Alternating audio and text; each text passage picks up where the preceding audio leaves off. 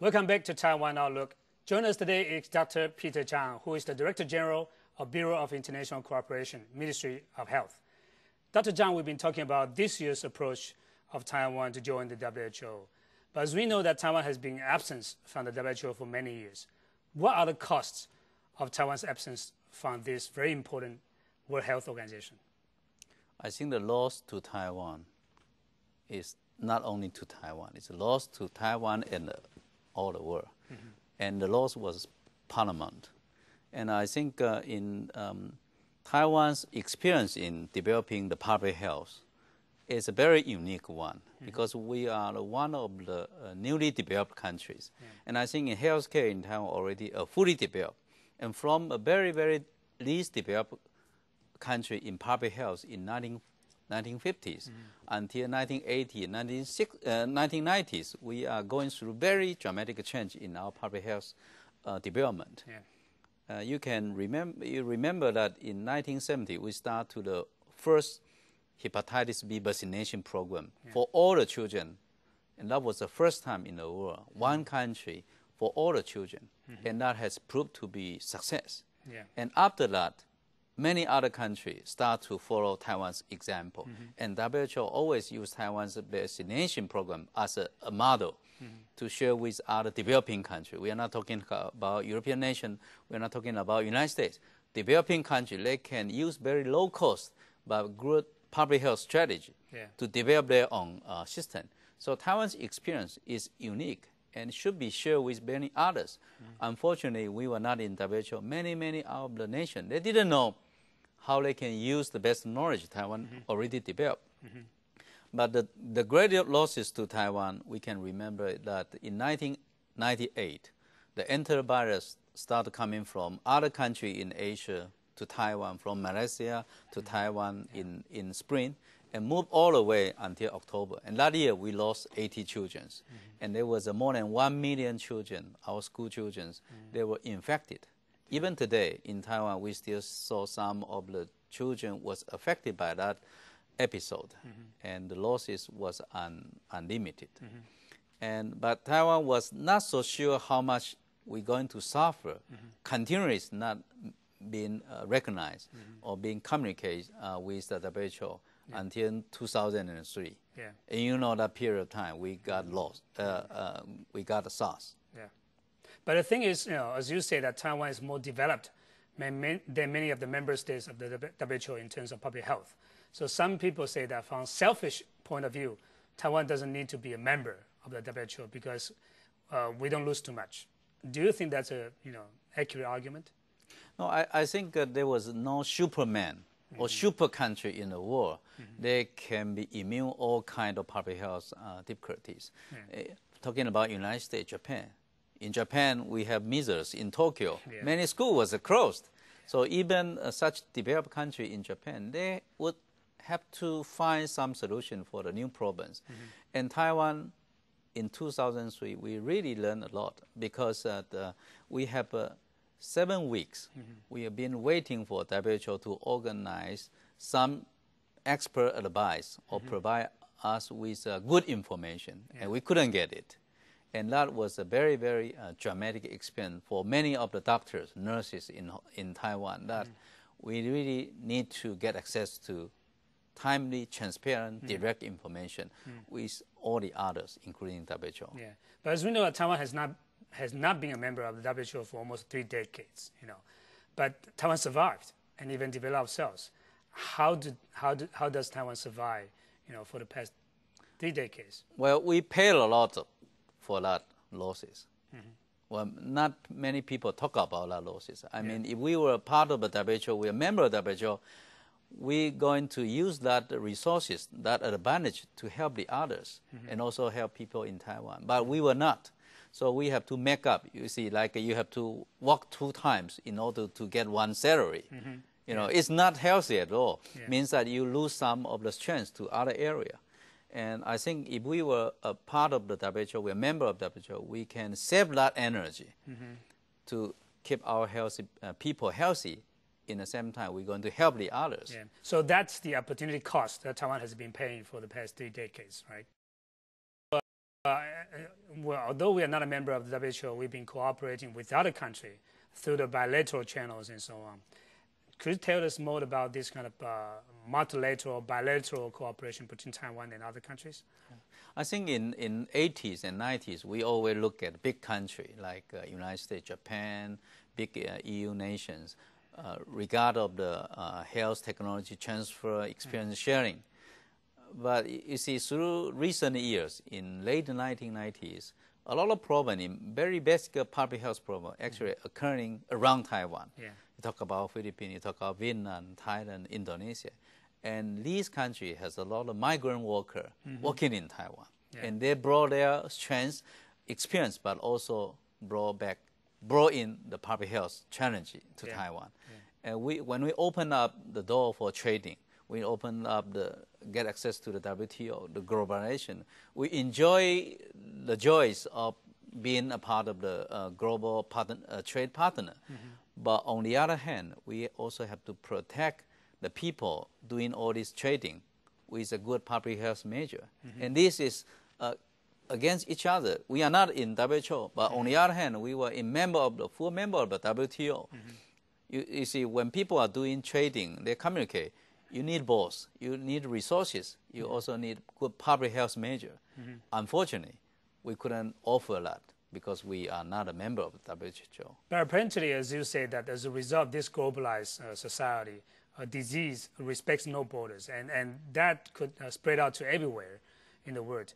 But how do other countries respond to Taiwan's needs, but also their challenges as well, as a result of Taiwan's absence from this community? Well, public health has been a global issue, but not many people, not many countries recognize it moving more and more into the center stage. I think in 2003, when SARS was hitting many nations in East Asia and Southeast Asia, many countries started to know that. Even Canada, in Toronto, they have SARS cases. Right. In Japan, in many other countries.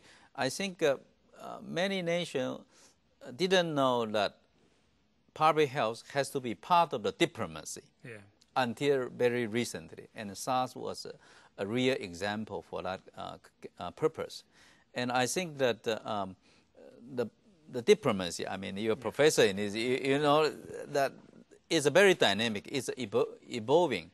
When people start to talk about trading of substance and material, but in the same time, they have to go trading in terms of people. They have to travel. They have to have some exchange in the personnel. So all this generate more public health problems in the same time. Yeah. But the thing is, you know, the reason why we are not able to join the WHO is political reason, right? But we are talking about health problems. How can we balance the two, you know, for other countries, for especially EU countries? On the one hand, they argue that there should be universal coverage of public health to everybody, you know, health for all. But on the other hand, they also take into account these kind of realities of political objections from China. So how do they balance the two? Well, my minister always said that if Taiwan is not safe, no one can be safe. If there was a house, a boy, a daughter was sick, all the family would not be healthy. Yeah. You see, that only everyone are healthy, then the global health population can be healthy. So Taiwan has a lot of people. Taiwan is not only a few thousand people. There's millions of, 22 millions of people.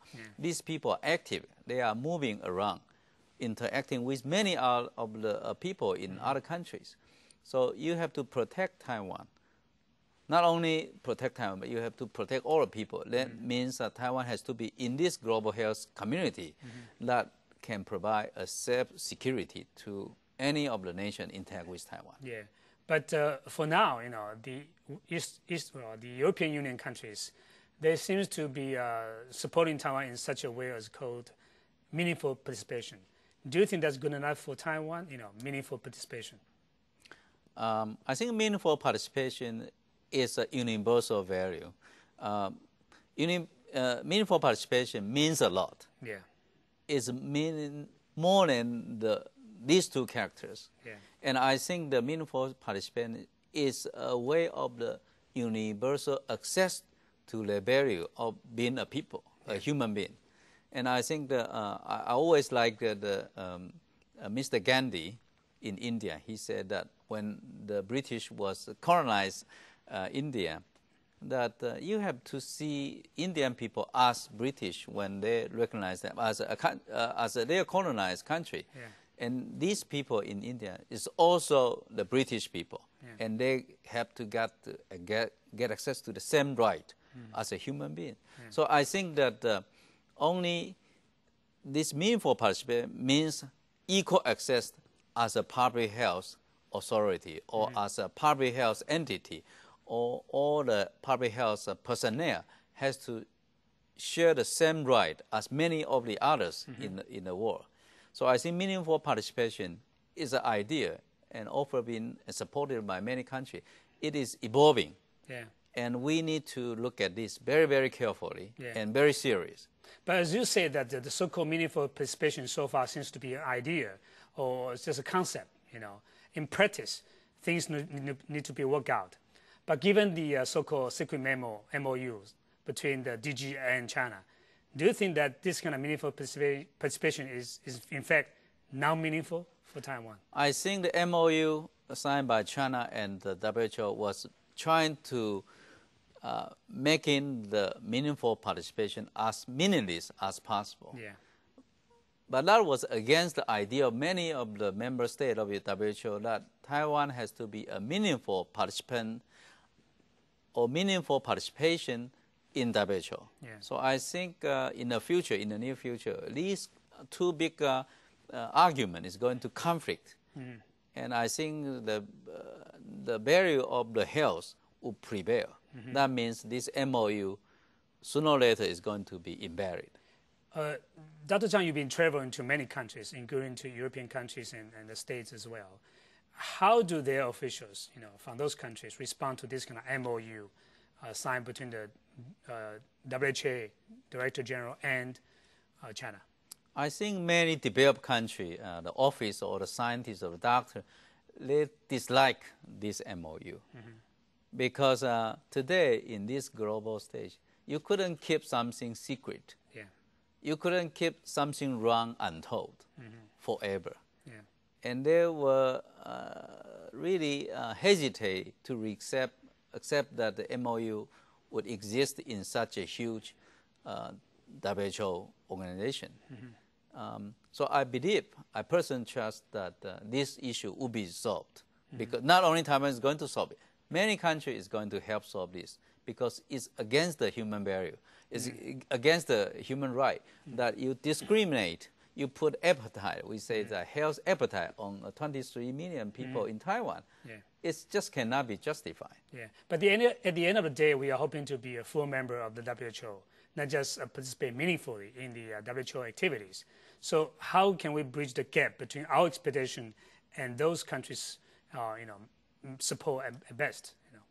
Well, many of the members were thinking that, it's hard to offer Taiwan observership, it's hard to offer Taiwan membership immediately. And so they was trying to come out with a meaningful participation. But at this moment, with this MOU signed by China and WHO, this meaningful participation cannot be fulfilled until Taiwan become a member of the WHO. Yeah. So I think the European country, all the developed countries, will recognize that only offer Taiwan a full membership, then this meaningful participation can be really meaningful. Yeah. For those, for the past few decades, Taiwan has been paying a lot, the costs for not being a member of WHO. But at the same time, Taiwan has been contributing a lot to the international health communities, especially to those lesser developed countries. So when we come back, we'll talk about Taiwan's efforts to help other countries in terms of public health. So stay with us. We'll be right back.